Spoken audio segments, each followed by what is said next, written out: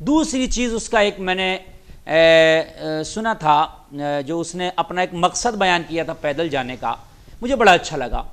شہاب چتور سے پوچھا گیا کہ بھئی آپ پیدل کیوں جا رہے ہیں؟ اس نے کہا میں پیغام دینا چاہتا ہوں کہ جو لوگ اپنے گھر سے نکل کر اپنے محلے کی مسجد میں 4 قدم چل کے نماز نہیں پڑھتے، الکس کی وجہ سے وہ نماز چھوڑ دیتے ہیں، 4 قدم نہیں چل پاتے، ان کو میں یہ پیغام دینا چاہتا ہوں کہ تم اپنے محلے کی مسجد کے لیے 4 قدم نہیں چل سکتے، میں مسجد حرام کی زیارت کے لیے 8,500 کلومیٹر چل کے جا رہا ہوں، یہ پیغام دینا چاہتا ہوں۔ تو ظاہر سی بات ہے اس کی یہ نیت اچھی ہے، یہ پیغام بالکل ذہنوں کو جھنجھوڑنے والا ہے، تسلیم کرنے والا ہے۔ ہم اس چیز کو جب سن رہے ہیں تو رونگٹے کھڑے ہو جا رہے ہیں کہ ہم 4 قدم چل کے نہیں جا سکتے، وہ 8,500 کلومیٹر چل کے کسی مسجد کی زیارت کے لیے جا رہا ہے۔ اللہ اکبر۔ پھر دوسری بات، اب ہم اس میں 1000 باتیں اپنی طرف سے لگا لیں، سمجھ رہے ہیں آپ، اس کا خیر مقدم ہو رہا ہے۔ بھئی حج کرنے والا کوئی سفر پہ جا رہا ہے، بیت اللہ شریف کی زیارت کے لیے جا رہا، تو اچھے کام کے لیے جا رہا، مبارک کام کے لیے جا رہا۔ اگر لوگ اس کا استقبال کر رہے ہیں تو بھئی اس میں کیا خرابی ہے، کیا برائی ہے؟ نیتاؤں کا جو استقبال کیا جاتا ہے، منتریوں کا جو پھول برسا کے استقبال کیا جاتا ہے، بڑے بڑے ادھیکاریوں کا استقبال کیا جاتا ہے، اہل حنوت کا استقبال ہماری قوم کرتی ہے، کاوڑیوں کا استقبال، ہماری کتنے لوگوں کو ہم نے دیکھا ٹوپی اور داڑھی لگائیں پھول برسا رہے ہیں، ان کے گلوں میں ہار ڈال رہے ہیں۔ بھائی اس پر تو کوئی نہیں بول رہا ہے، اس پر تو کوئی کچھ نہیں کہہ رہا ہے۔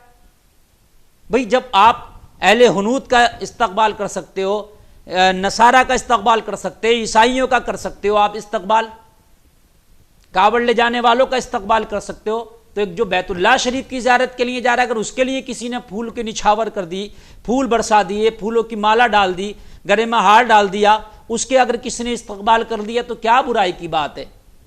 اس میں تو کوئی برائی کی بات نہیں ہے۔ اب رہی بات سفر کی، تو تقریباً اس کا 1 سال کا سفر ہے، وہ اب نکلا ہے 2022 میں، اور 2023 میں حج پڑھے گا وہ۔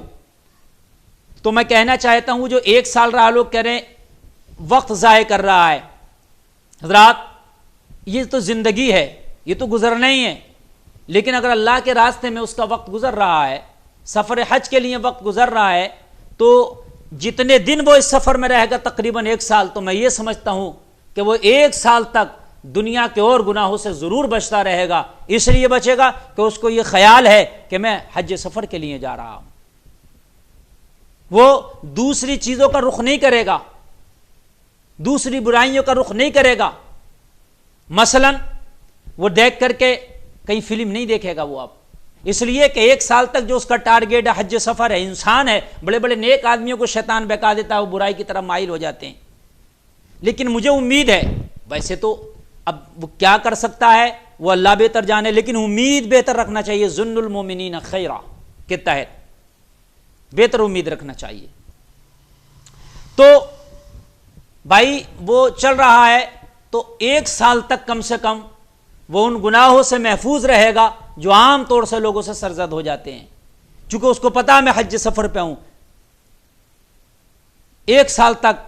پھر اس کے بعد وہ حج کرے گا، حج کرنے کے بعد جب واپس آئے گا اپنے گھر پر، تو شاید پھر بھی وہ گناہوں سے بچا رہے۔ اس کو یہ خیال ہوگا کہ کوئی تو حج کرتا ہے پانی والے جہاز سے جا کر، کوئی ہوائی جہاز سے جا کر حج کرتا ہے، کوئی کسی اور سواری سے جا کے حج کرتا ہے، میں نے تو پیدل چل کے حج کیا ہے۔ اگر میں کوئی برا کام کروں گا تو یہ پھر میری اتنی محنت پہ پانی پھر جائے گا۔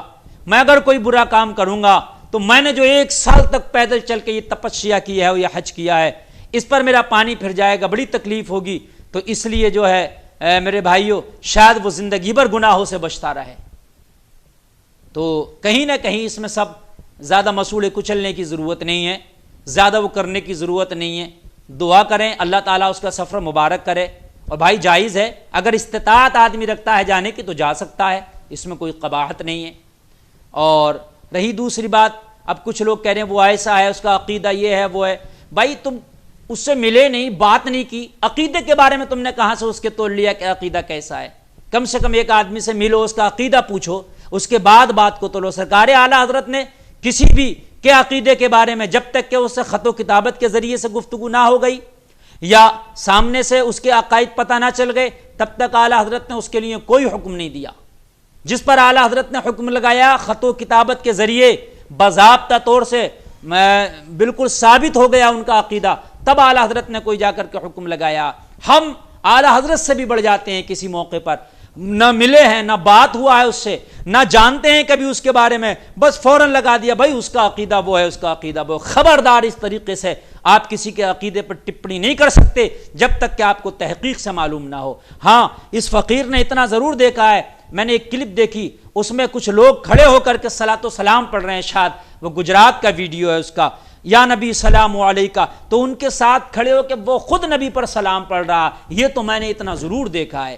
یا نبی سلام علیکہ پڑھا جا رہا ہے، وہ بھی ان کے ساتھ کھڑے ہو کے صلاۃ و سلام پڑھ رہا۔ تو جو نبی پر تمہارے سلام کھڑے ہو کر کے پڑھ رہا ہے، کم سے کم اس کے بارے میں ایک دم کچھ فیصلہ نہ لے لیا کرو، سمجھ رہے ہیں آپ، جب تک کہ تحقیق نہ ہو جائے۔ اللہ تعالی ہمیں عمل کی توفیق عطا فرمائے۔